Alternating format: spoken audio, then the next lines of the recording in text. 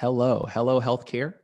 Hello, everybody watching us on Zoom, or if you're watching this later on YouTube, hello. Just want to say that we appreciate you coming together for this topic. It's a very important and it's a very heavy topic because there's this proliferation of algorithms, not just with the artificial intelligence, but with algorithms in general. And we're going to explore deeper into algorithms, what they are, and how they might be perpetuating bias in a lot of instances in healthcare, and what we can actually do about that bias. There is an all-star cast to help us with this discussion today. We're excited to bring these folks together. They're folks that we've worked with at SymphonyRM, or they're part of SymphonyRM, to help address this problem that we're passionate about. So I hope you've come here with questions or with comments, with stories to tell. The reason that we've set it up this way is so that like this is a rare opportunity to talk to people who are involved in behavioral science, involved in applied artificial intelligence, and involved in really tackling this problem. So we're wanting to do this to open up this conversation and open up thinking around the challenges and issues that healthcare, that algorithms might be bringing into healthcare. So kicking that off, Dr. Emily Bembeneck. She's Senior Associate Director at the Chicago School of Business Booth, Chicago Booth Center for Applied Artificial Intelligence. And that work actually has her at the forefront, having discussions, maintaining industry relations as we're moving towards understanding more about AI, the biases that it can bring, and solving challenges around that. So she heads up the Algorithmic Bias Initiative. So with that, just quick intro, Emily. Hi, I'm very happy to be here. Thank you, Chris. Like Chris said, I lead the Center for Applied AI at Chicago Booth. We'll tell you a little bit more about that later, but for now, thank you so much for having us. And we're really excited to share in this conversation and help make a difference. Excellent. Appreciate that, Emily, and the work that you're doing to get this out into the industry.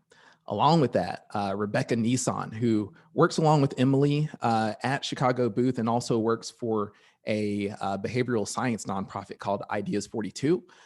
So she brings a lot of machine learning expertise to this conversation, as well as behavioral science expertise on various steps and behaviors and things that we should be launching and focusing on to addressing these issues. So quick intro, Becca. Hi, everyone. Like Chris was saying, my work is at the intersection of behavioral science and data science, and I work with partners in healthcare, both through my work at Ideas 42 and the Center for Applied AI, specifically on this topic and reducing bias in algorithms. So really excited to be here today. Appreciate that, and thank you for coming on and sharing in some of this work that you've done. And finally, Ling at our organization plays a key leadership role in the data ethics efforts that we have now. She's built this data science pipeline that addresses ethical issues and bias. And it's extremely exciting to have her here because there's a lot of talk about the problems, about the challenges around AI and algorithms. And Ling is doing a lot of work on the response and the solution. So Ling, quick intro from you. Hey everyone, I'm Ling. I'm a data scientist at SymphonyRM. So a huge part of my job is to examine bias in algorithms and develop solutions to alleviate the bias. So I'm very excited to be part of the conversation today. Excellent, fantastic. And with that, we'll just go and get going. The way I see it is a lot of the conversation about algorithms and data science and all that has been like thoughts like the data never lies, or people completely relying and thinking that these algorithmic approaches are completely fair and unbiased. We want to dig into what algorithmic bias actually is and what causes it, and then talk about how to combat that bias within healthcare approaches. We'll conclude the presentation portion with a case study on responsible AI. That's probably a name that you'll start seeing a lot more of. The Gartner group has done an assessment on where responsible AI is in their Gartner hype cycle.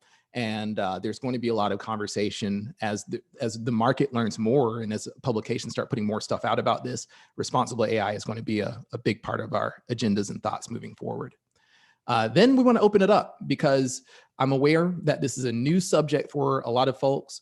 And I want everybody to feel comfortable asking questions, sharing thoughts and things like that. Drop them down in the chat or in the comment in the Q&A section. And we're going to have a big chunk at the end, about 20 minutes devoted to getting to those questions live. But just digging in, we're looking at racism in a little bit of a different way. So if we look at the definition of racism in the dictionary, it defines it as the belief that races are different, and some of those differences lead to some races being inferior or superior. But the challenge with using this belief-oriented way to define racism is that it can't really be proven. If somebody commits an act that disadvantages races or disadvantages a group in a certain way, whether or not they believed it was racist, whether or not they believed it was an issue, that really can't be proven. So when we're looking at this in terms of like what our business impact is or what the impact of particular algorithms is, we're looking in rather at the beliefs, we're looking at the outputs. So actions that disproportionately harm or neglect people based on their race, and we'll start exploring those in a couple of minutes. But the basic idea here is that with the concept of racism, sexism, and any sort of bias or discrimination, we can perpetuate those things even if we disagree with those tenets. Like I believe that the majority of people who are releasing algorithms and doing this work, I don't believe that the Ku Klux Klan has a lot of data scientists out there. So the focus here is how do we get away from practices that might be disadvantaging races without us even knowing it. And to start on what some of those practices are, I'm going to jump a little bit outside of healthcare and just talk about how these processes that affect different industries. In one example, in criminal justice and sentencing, in this example, an algorithm algorithms are in place in a lot of different municipalities to determine who's at high risk for committing crimes in the future, and that determines how sentencing might occur. So we see Vernon here rated as low risk, Brisha rated as high risk, but when we look at their past offenses, Vernon's look just intuitively to us, our human eyes, they look potentially more egregious than what Brisha has done in the past. And lo and behold, the algorithm's job is to predict who's likely for repeated crimes, repeated offenses, and our high risk example in this example had none. Another example, output of the algorithm, and again, a reminder: this particular algorithm used a bunch of different characteristics, but race was not one of them. Yet we're seeing these major differences in the types of crimes that were committed. One petty theft versus all these offenses. But this person was rated low risk, while Robert was rated as medium risk. ProPublica did a study on machine bias in this algorithm. It's called the Compass Recidivism algorithm. But the main point is that for people that were more or less equally weighted, even controlling for race, it was 77% more likely to identify Black people as high risk individuals. Another example, this is in criminal justice, but even bias even plagues the upper echelons. Big technology companies are not free of this stuff. In this example, Amazon was using an algorithm to identify who is who based on their resume is likely to be an extremely successful candidate. That makes sense, right? Look at a bunch of resumes, look at thousands of resumes, and use that data to determine who another successful candidate might be. Whoever is most similar to that resume is likely to be a successful candidate. But the result, when they started combing through the data and looking at who this algorithmic approach was recommending, it was heavily biased towards men. Even if gender wasn't like an explicit term used, it would even pick up on the presence of names of women's universities and give those candidates lower scores. They eventually decommissioned that algorithm and took it out of use. And of course, the industry that we're focused on today, the industry that we're in is in healthcare. We actually, in this example, and we'll go a little bit deeper into it when we talk about label choice bias. But in this example, and another algorithm that wasn't using race as an explicit predictive factor still disadvantaged Black people at a much higher rate. Basically, white patients that had the same number of comorbidities as Black patients were flagged as higher priority to reach out than Black patients. So to kind of deconstruct that question, like this is just an example of an artificial intelligence algorithm using a bunch of different characteristics to determine who should receive communication for cardiology communications. Reasonable things such as how they score on health risk assessments, biomarkers such as systolic blood pressure and BMI. These are all very reasonable inputs to the model, but even if we're using a set of pretty reasonable inputs, are we guaranteed that like we didn't use race, we didn't use sex, we didn't use gender, but does that mean that the algorithm's unbiased? I would argue that that's not necessarily the case, and that there's action that needs to happen afterwards to verify that. So just some examples of the type of bias that can sneak in without explicitly using those variables are systemic bias, especially if you're using, if your study is informed by data from people who have visited health systems or people who have had care. Then if there's been systemic issues where one group has been one population has been significantly disadvantaged, well, we missed their data from the system, and that systemic bias then creeps into the recommendations that one might make. Financial bias plays into that as well, because when we're using data modeling approaches, we're looking at who was able to afford those services and who is able to deal with like the financial complexities of interacting with healthcare. And another type of bias is based on the idea label bias. The really simple concept is that an algorithm is no better than what you're optimizing it for. So hold that thought. Where this is going to be a big key to the part that Emily and Rebecca go over. But label bias is another insidious form of bias that often isn't considered in these examples. But by looking at it, we can start avoiding it. So verdict is, if there are algorithms in place, consider them guilty, consider them biased until there's been some sort of check or review that reveals and defines or modulates the output of the algorithm so that it removes whatever bias might exist. And the reason that, so what we're going to be doing, exploring in the rest of the conversation is there's tons of articles, tons of content out there already about bias that exists.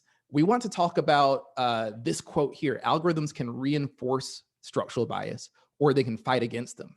So we want to focus on that fight against structural bias. And with that, I'm going to hand it over to Emily and Rebecca to discuss the Algorithmic Bias Initiative.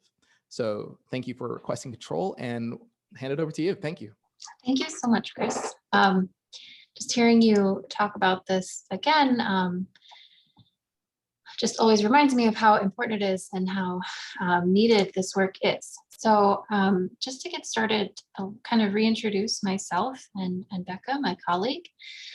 So I lead the Center for Applied AI at Chicago Booth here in lovely Hyde Park, Chicago. Chicago Booth is a business school at the University of Chicago, and our center is a new research center that I'll talk about in a second, involved in a variety of issues and topics related to AI. Hi, everyone. I'm Becca again. Glad to be here. And like Emily, I work at the Center for Applied AI and also have joint appointment at Ideas 42, which is a behavioral science nonprofit. And through my role at Ideas 42, I am leading the work that we're doing, working with partners and providers and governments and lots of folks across the healthcare industry and people that relate to it to reduce bias in algorithms and try to take some of the research that Emily's going to talk about and apply it in the real world for impact. Thanks. So here is our center. So we today we're going to talk about our work in healthcare, but we actually work in a variety of fields: finance, public policy, criminal justice, education, Our work is founded in behavioral science and heavily influenced by the work of our faculty director, Sendhil Mullainathan, who is well known for his work in a variety of topics that touch on bias. So poverty, decision-making under stress and in episodes of scarcity. Under Sendhil's supervision, we try to use our research in behavioral science and AI to help humans make better decisions. And we often think that AI can help people make better decisions by making the decisions for them. But it turns out that a lot of the decisions humans have made in the past that algorithms are modeling and trying to improve are problematic. And so we actually need to work closely in concert with algorithms to make sure that what information they're providing us is actually helping us make better decisions. And when I say better today, I'm mostly talking about less biased or even unbiased decisions. So I'll just jump in here to say a little bit more about Ideas 42. So we're an innovation nonprofit applying behavioral science, so the study of human decision-making and why people do what they do to help improve lives and build better products and systems and drive social change at scale. So we work across many domains, not only in healthcare, though our work in algorithmic bias right now is focused in healthcare, and our machine learning team specifically uses a behavioral approach to support algorithmic tool adoption and ethical AI. So as I was saying before, we're working directly with providers, payers, governments, and vendors to identify ways that bias creeps into algorithms that people are using, and then to help guide those partners in ways to mitigate bias in algorithms, and also to create sustainable systems for proactively avoiding bias. So trying to equip the folks that we work with to have systems that allow them to proactively identify bias and not only catch it after the fact. And if you're wondering how we're connected, it's because Sendhil, our faculty director, let me just go back. So this guy also co-founded Ideas 42 over a decade ago, and we share leadership and similar vision and work very closely together on these kinds of topics, and are happy to both be able to talk to you today about our work. So what we're here today to talk about specifically is algorithmic bias. And what we've essentially done through our research is develop a framework that industry leaders, vendors, and governments can use to think about how to assess and then mitigate the bias in their algorithms. And I'm going to walk you through an example to kind of help you understand how we think about the kinds of bias that we look at. Chris mentioned label bias, and so I'll define that for you and give you an example. And then we'll kind of talk about that framework itself, like how do we think about the steps involved in mitigating and assessing your bias, and where's the place to start if you might be in a company that's considering these kinds of moves. So in late 2019, we published a paper in Science focused on algorithmic bias in healthcare. We looked at an algorithm that's very commonly used across the United States in a variety of systems that scores patients on how good of a fit they would be for a high-risk care program. So essentially, it's looking for patients it thinks will benefit the most from a program like this. Intuitively, when we think about that, we think, well, we want the patients who are the most sick to be put into a care program like this. They'll get more care upfront in the hopes that this alleviates problems down the road and stops flare-ups from happening, or other kinds of high cost and high pain, high inconvenience scenarios for patients. That's human intuition, but the algorithm didn't quite think about it like that. The algorithm had a bunch of information given to it, but what it actually ended up predicting was which patients will incur the most healthcare costs over the next year. So we're thinking, we care about need, how much do people need care? And the algorithm is thinking, well, how much are people going to cost on care? Okay, those are a little different. So we can think about them as being related intuitively. Like, of course, if someone needs care, it's going to cost something, right? but they're not the same. And there's a significant discrepancy between the two that results in bias. And we can like dig into that a little bit. So why would it matter that those are not exactly the same if they are correlated? Well, the problem is that they may be correlated, but they're not equal. I could need a lot of care, but I may not be able to go to the hospital. I may not have a good doctor. I may have mobility issues. I may be afraid of being able to pay the hospital bill. I may not trust my doctor.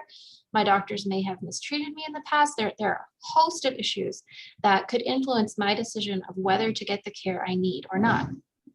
Those kinds of problems we see in populations that are primarily less advantaged. So often it's Black patients who live in areas that are lower income and have lower access to care. And what happens then is that our data set, if we're looking at cost, it's only focusing on those patients who actually had care and paid for that care, right?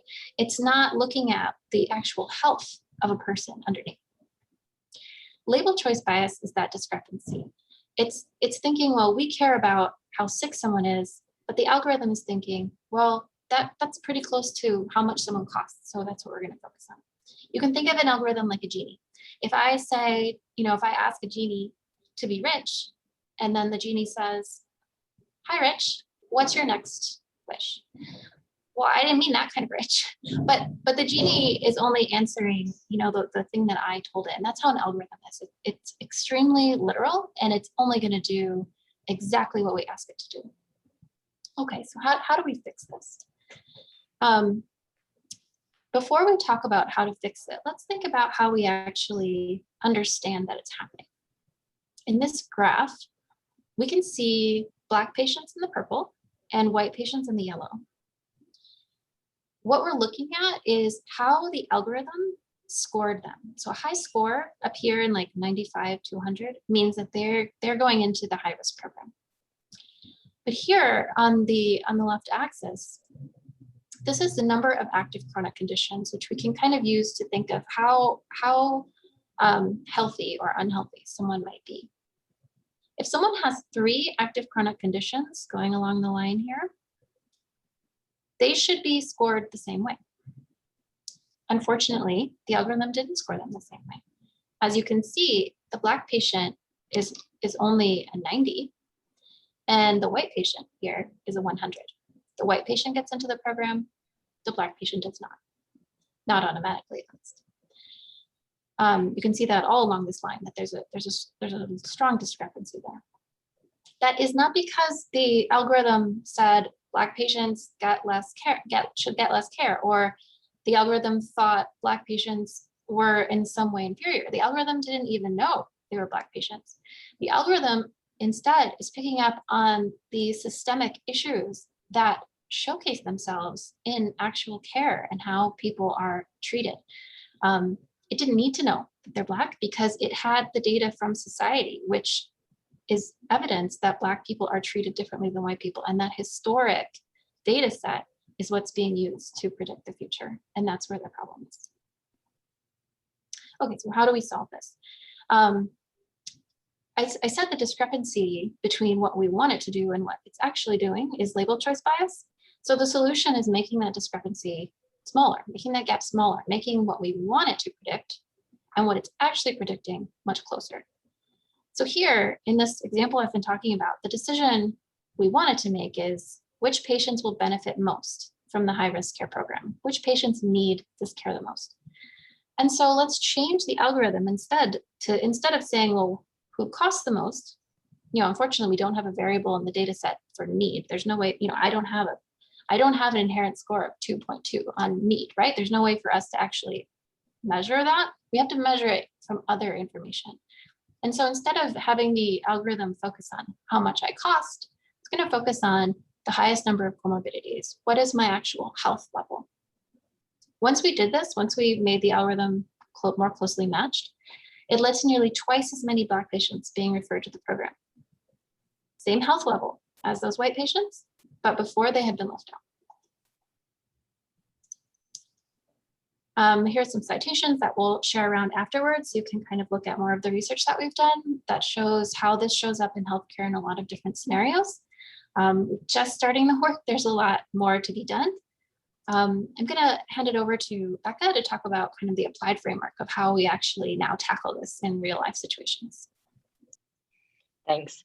So the Algorithmic Bias Playbook is a resource that we created to give people who are interested in applying this to their organizations a practical guide for doing so.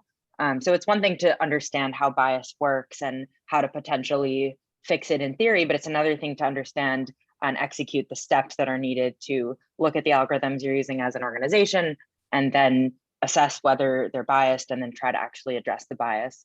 So if you go to the next slide, I'll talk through at a very high level what the playbook suggests as a framework, and then I'm sure we can make it available after for people to read more closely. So the playbook breaks down a framework into 4 steps. The first is to inventory algorithms that are being used in an organization. And what we find is this is actually a pretty substantial step. So in most organizations, there isn't like an algorithms team, right? I mean, there may be teams that focus more on data than others, but actually algorithms are used across lots of different teams in organizations. And so there's actually a lot of work to be done in figuring out what is going on and who's using algorithms and putting all of that information in one place. And then we also recommend designating somebody, we call them a steward, to maintain the inventory, since algorithms change all the time. People decide to create new algorithms or update the ones that they're using, and keeping track of that is a really important way to start to take the first step towards addressing bias, to even know what's going on in the first place. The second step is to screen for bias. And so the way we lay that out is through exactly the exercise that Emily just talked through, which is to articulate the ideal target for each algorithm. So in the example that we just used, that would be health or need.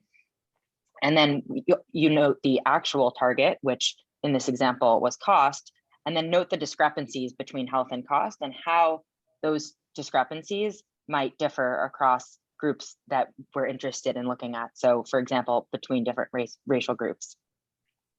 The next part of this exercise is to then analyze performance of the algorithm for populations of interest against the ideal target.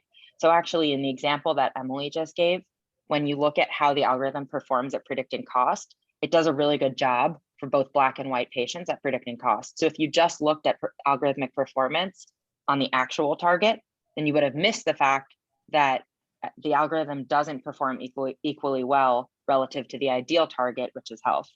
So that's a really important component of identifying label choice bias. The next step is to start to address the problem. So retrain algorithms ideally to address the ideal target that we're interested in. So in some cases, this actually means picking a different algorithm. For example, there may be algorithms that exist.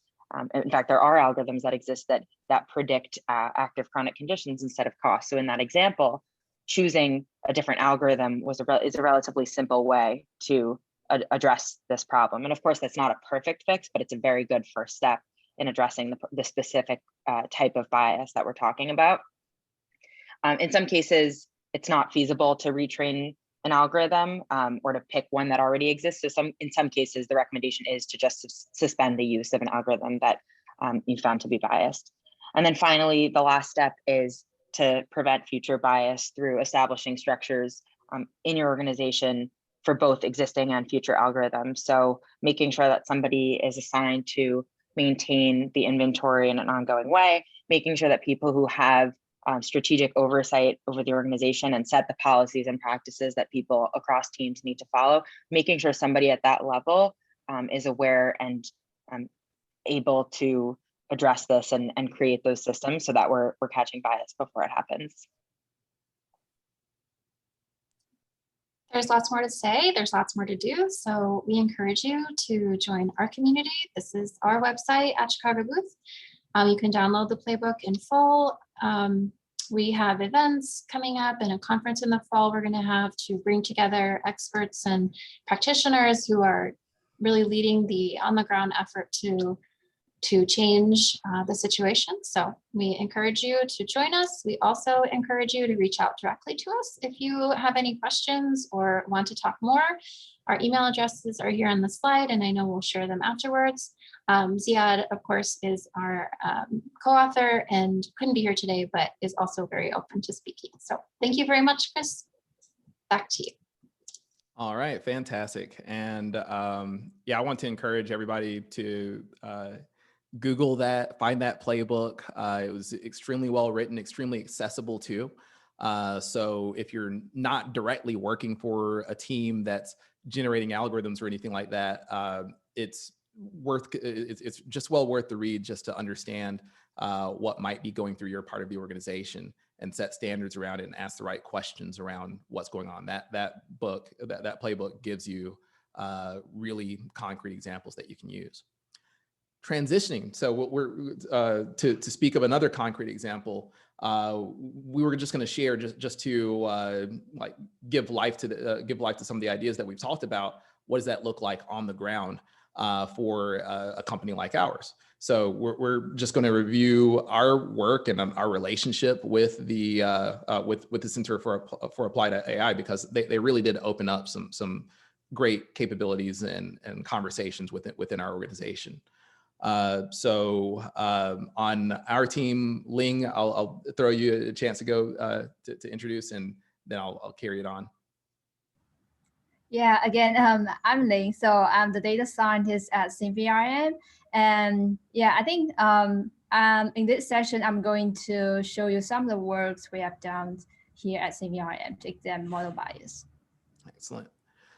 So just to orient everybody on who SymphonyRM is, like basically when it comes to these bias questions, how you answer them, the ideal answer is going to depend on what problem you're solving.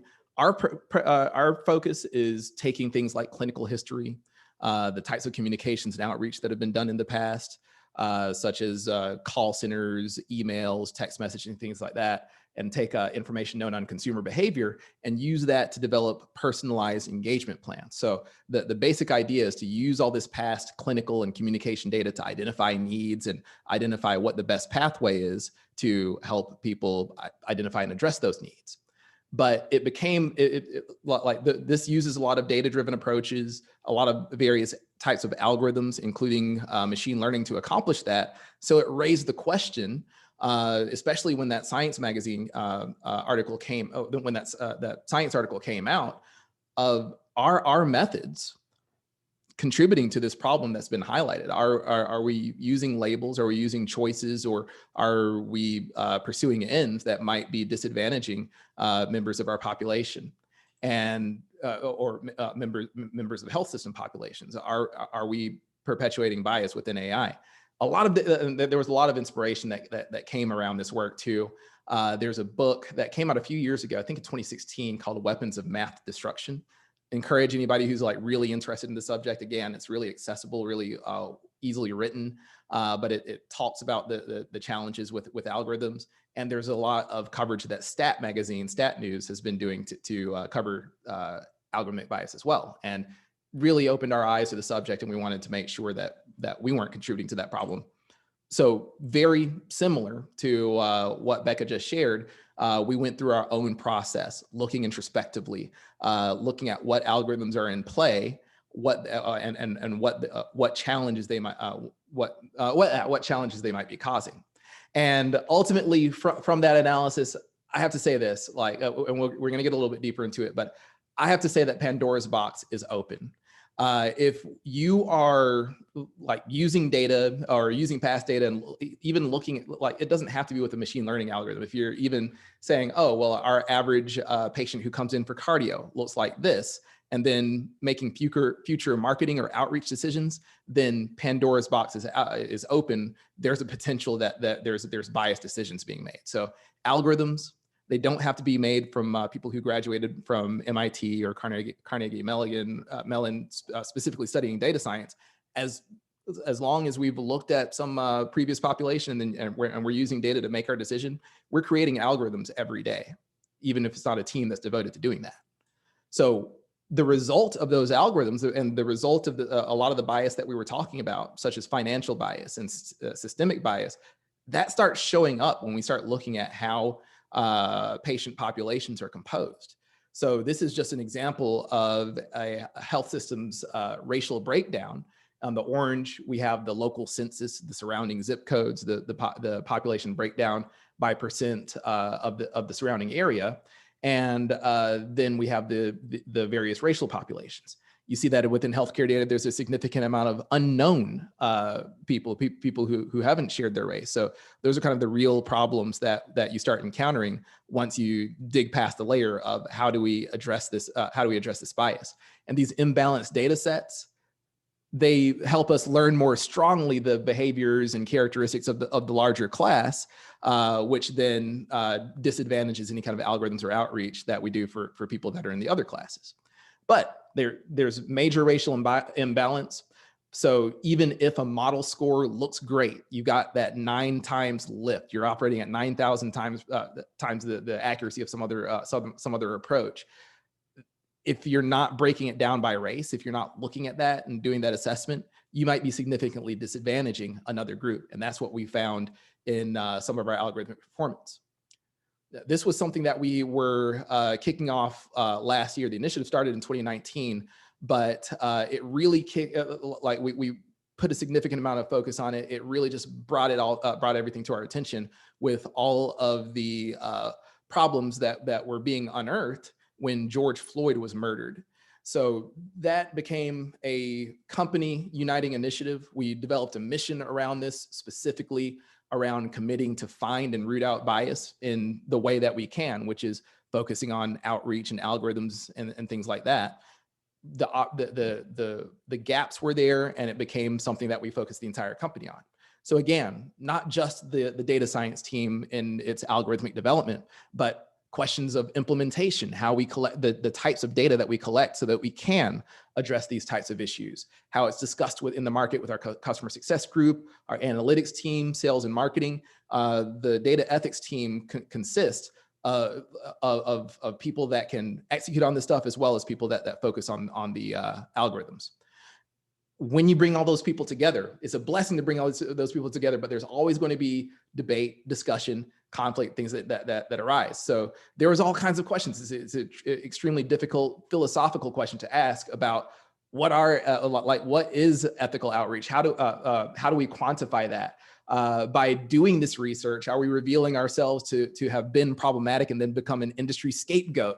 Are our approaches racist? These are all important questions that I think are likely to come up when you start addressing these types of issues. And there should be an open conversation within organizations about these types of things.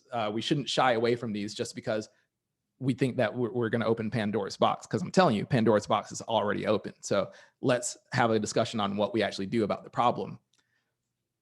So with all those questions floating in the air, and without our own perspective, that's why we decided to engage Dr. Ziad. Like we'd seen the research, and we knew that there was a big conversation about label choice bias and some of the things that the organization that they were studying were doing. And we wanted to learn more about, hey, how do we solve some of these questions?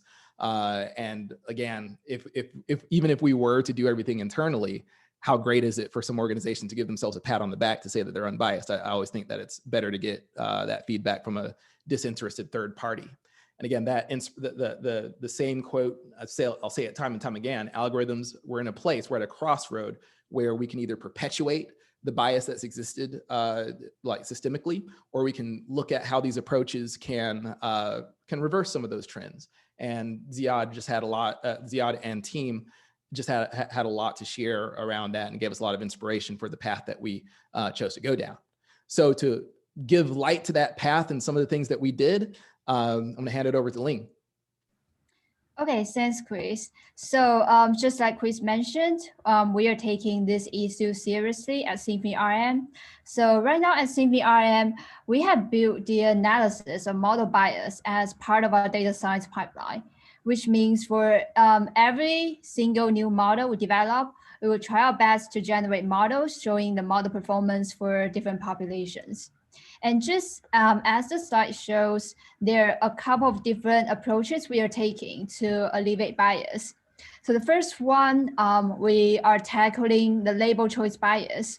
I can give you an example about chronic kidney disease. So we know that for some communities that are under-resourced, patients living in that communities, they will have fewer access to nephrologists. And the result of that is that it's very unlikely for them to have a diagnosis record within the hospital system. So if we use the diagnosis code only to train the model, it's very likely that we'll be missing those patients. So for this issue, we not just include diagnosis codes, procedure codes, we are also looking at other relevant lab results like creatinine or potassium or other EGFR values to make sure that we really have a very inclusive labeling criteria. And the second approach here is the dynamic thresholding approach that we developed. So we know that some subpopulations tend to use less medical resources in the first place. So for this type of patients, we would design our outreach strategy to reach out more to this group of patients. So therefore, when you look at the results, you would not be disproportionately reaching out to only the white population.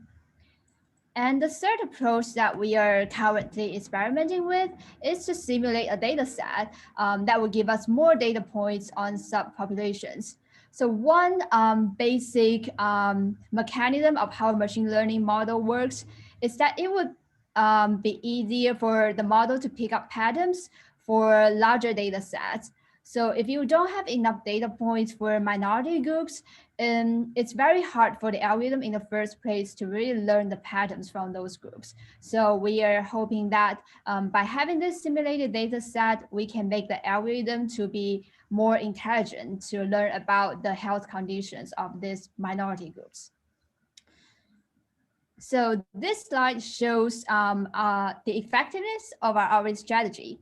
So before we applied the model bias analysis approach, you can see that we have reached out to a lot of white patients, but then we use the dynamic thresholding approach and we adjust the proportion considering both the disease prevalence as well as the demographic distribution in that area.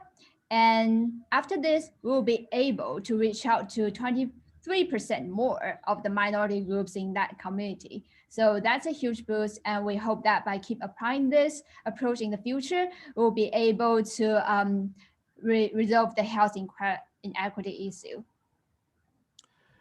Thank you very much, Ling, and thank you for that explanation.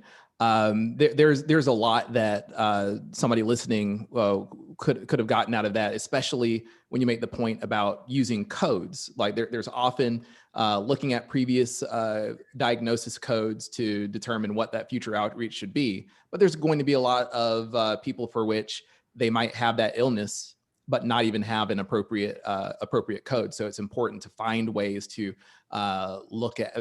find other ways to determine who that highly acute population is. Yeah. So for these future steps, we are not just believing in ourselves to just look at racial bias. So in the future, we will be also looking at gender bias and also bias arise from income levels, considering more so like social economic factors. And we hope that through these efforts, AI can really be used for good. Appreciate that, Ling. So what we wanted to cover in this first part was an overview of algorithmic bias, what it is, and steps that organizations are taking to combat it, and get that really awesome broad perspective from Emily and Rebecca, who are working with many organizations to do this. Now it's time, we're opening that up for you to take part in this conversation. So I noticed that there was a question that came in through Q&A. Keep the questions coming if there are questions or thoughts that you'd like to share, because what we'll focus on now is just an active and open conversation. If there are questions that come up later or that you might not want to address right now in public, that's okay. Feel free to shoot those over to us. But really excited to get into some of the work that Emily, Rebecca, Ling, and team have been doing. So to kick it off, I guess for Rebecca and Emily, what are the most common use cases that you're running into? Ours, the example that we shared was around conducting outreach programs and outreach campaigns to people of need. But what are some of the other use cases that you're seeing out there? Go ahead.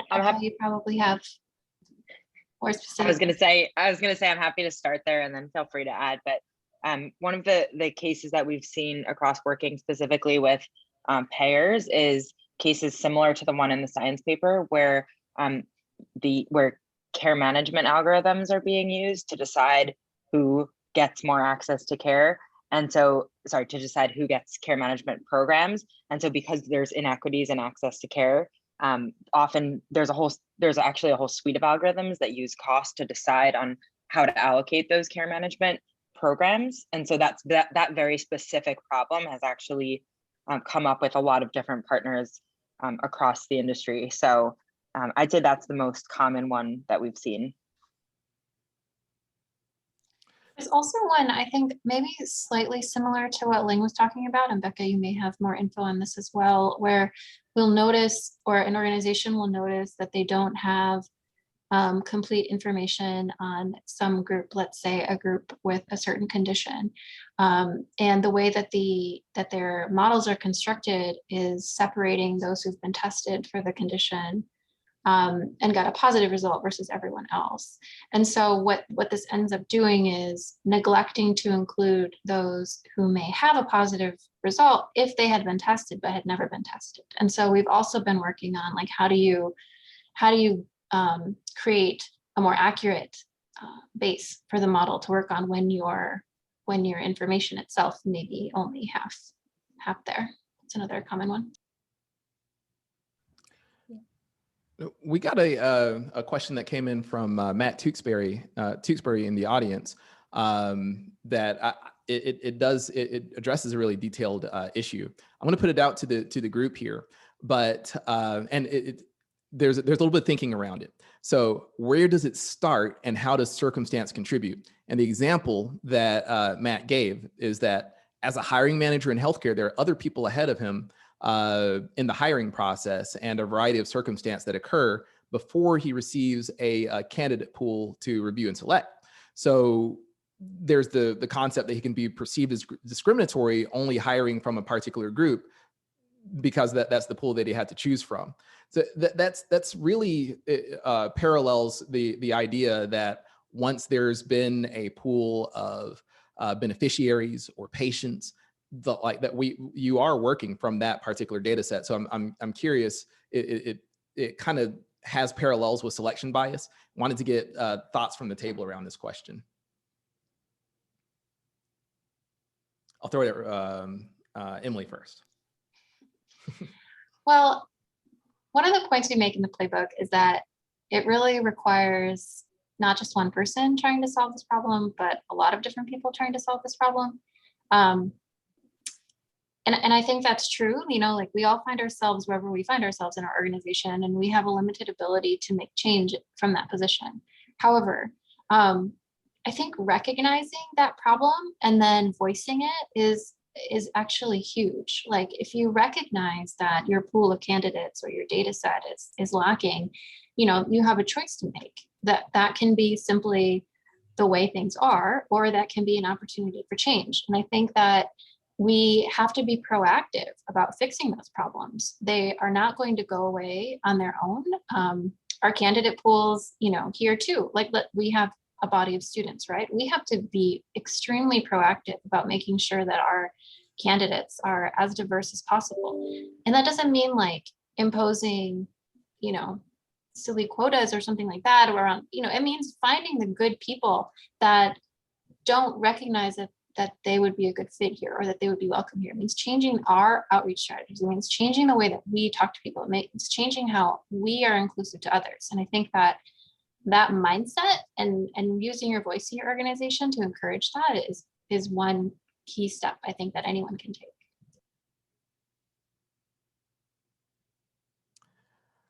So I'll throw the next question. Ling, do you want to tackle the next question? Oh, you're on mute. This question is kind of associated with the quote that Chris just mentioned.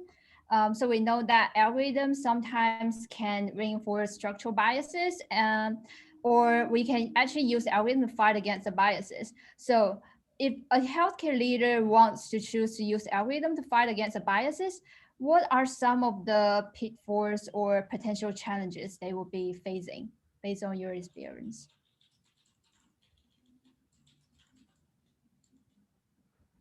So let me make sure I heard you correctly. So if someone is, you say, if someone is attempting to use an algorithm to not perpetuate bias but to make progress against it, what are some pitfalls or challenges that they will encounter in that attempt?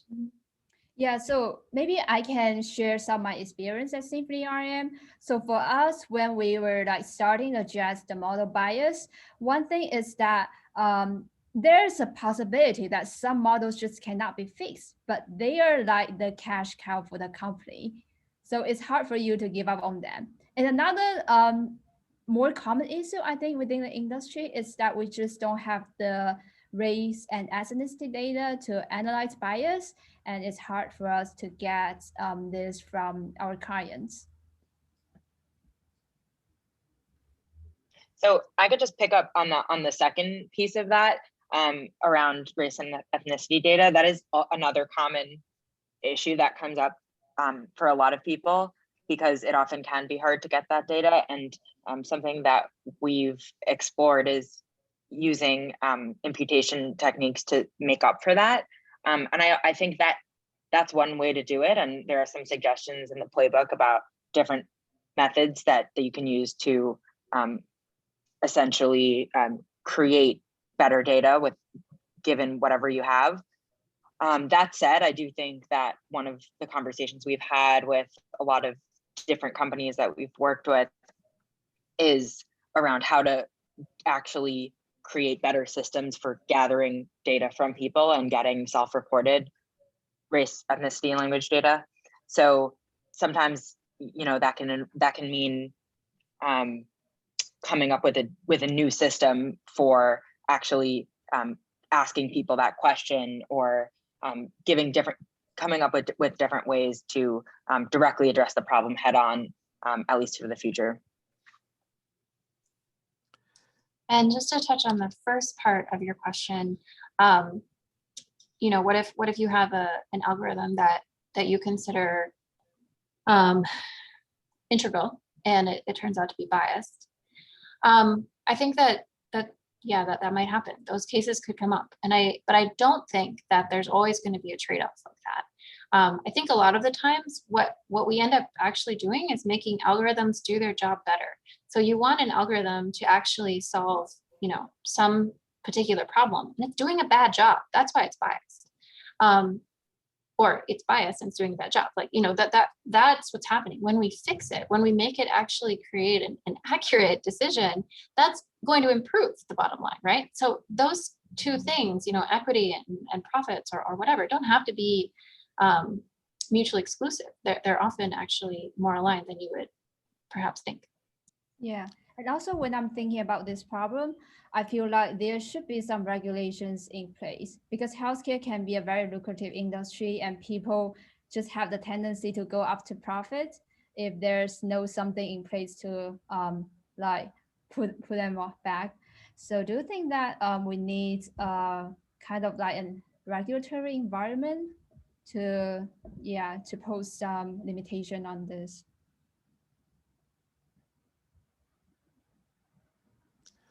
I can start. So I do think regulation is an important part of the puzzle.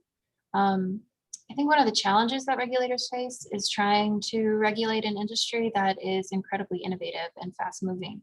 So it's hard to make very prescriptive rules around specific use cases, because those may change right after the regulations are out. So I think that's one challenge, but I think that there is a strong role for regulators to play, and that is around two key points. One is a set of standards. So what are the goalposts? What is bias? How do you define it? What matters to regulators? What should companies be looking at?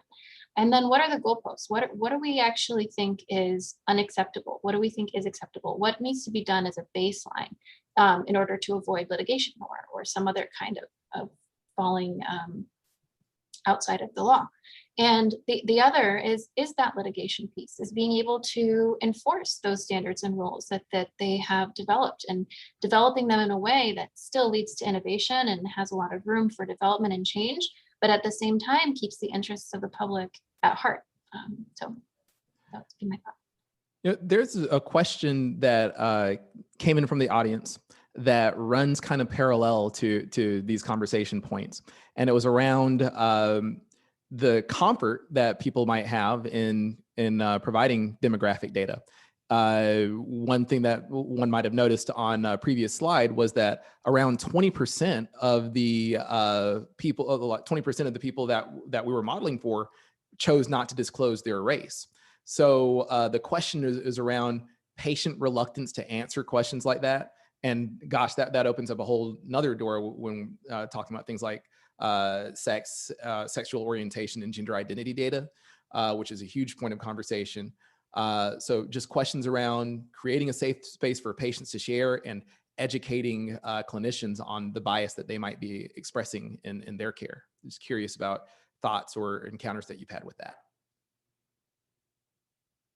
Yeah, I actually have some ideas on this, because my another identity is patient. So when people are asking me to disclose my personal information, the first question I have in mind is like what's the catch? Like, what's the benefit I'm going to get out of this? I'm not sure if this is an appropriate analogy, but I feel like giving out my information to hospital is just like paying tax. Eventually, they all promise me that I will benefit from the money they are going to spend, but I just don't know like what's the eventual outcome of it. So I'm not sure if that's that's a perspective of looking at this question. I think that's a really important and common perspective, honestly. Like a lot of the, I talk to a lot of students who are interested in this, and I think there's a lot of distrust around the system, right? How is the system going to use this information? Is this going to disadvantage me? Because now they know that I'm part of some group that is historically disadvantaged.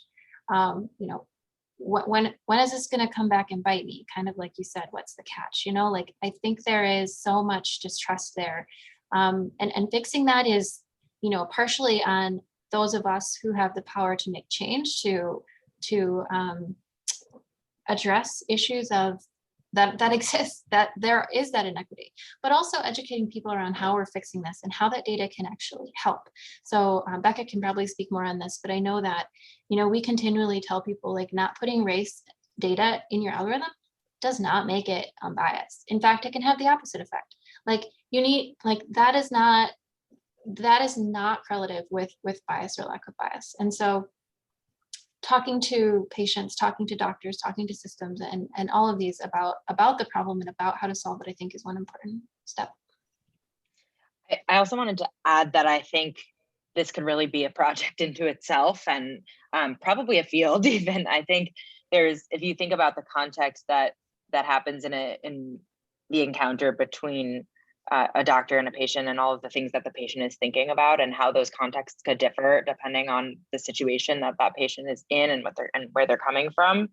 It's part of it is probably an issue of distrust, but there might also be issues of like hassles that the patient is going through and just trying to fill out a form, right? If you're trying to get into an appointment and you're concerned about your health, and in order to get to the question about your race, you've already gone through 3 pages of medical documents, then the chances that people fill it out are going to be a lot smaller. And so I think that's where behavioral science can help us reorganize some of the context there to help people gather better data in a way that works for the people who want to collect the data, but also for the patients who are being asked to fill it out. One That's last a, thing. oh, Oops, go sorry, ahead. Chris. That's you. One last thing on that too is something that came up with people I was talking about the other day, which is just the intersectional nature of these questions and answers. So like, you know, as we've seen on some of these slides, we're putting people in one bucket. We're saying they are white or they are Black, when a lot of times people have, you know, a set of identities, and understanding how, from a data point of view, how do we structure that? How do we understand that? How does that inform our decisions? And how can we better allow patients to accurately self-identify, and then make sure that we're representing them accurately in the work that we do as well. Excellent. And yeah, I think that often things become problems before people focus on bringing in behavioral science to focus on it. So we have these forms, we have these intake forms and things like that, but without taking that particular lens, like we can say, well, we were asked about race data, but if it was on page 3 of a form, then that might be impacting why we're not getting the accurate information. It's 3 o'clock Eastern here, but we still have another question from the audience. This one from Diego Galen Hoffman, who asked. So we'll do this, and we'll have time for just final thoughts and round table there. I don't want to take everybody's time on this, but it is a really good question, which is, how do we keep private companies accountable for bias in their algorithms if they're not transparent about their secret sauce? And just to go a little bit deeper, I mean, like there's probably been in all kinds of scenarios where a health leader or a leader of some sort might ask, well, how did you identify that population? Or how did you say that these are the people that we should reach out to for this particular service? And the company responds, well, that's proprietary. That's our secret sauce. That algorithm that we were going through as far as criminal justice earlier on, proprietary. Nobody knows the inner workings of the algorithm. They refuse to reveal it.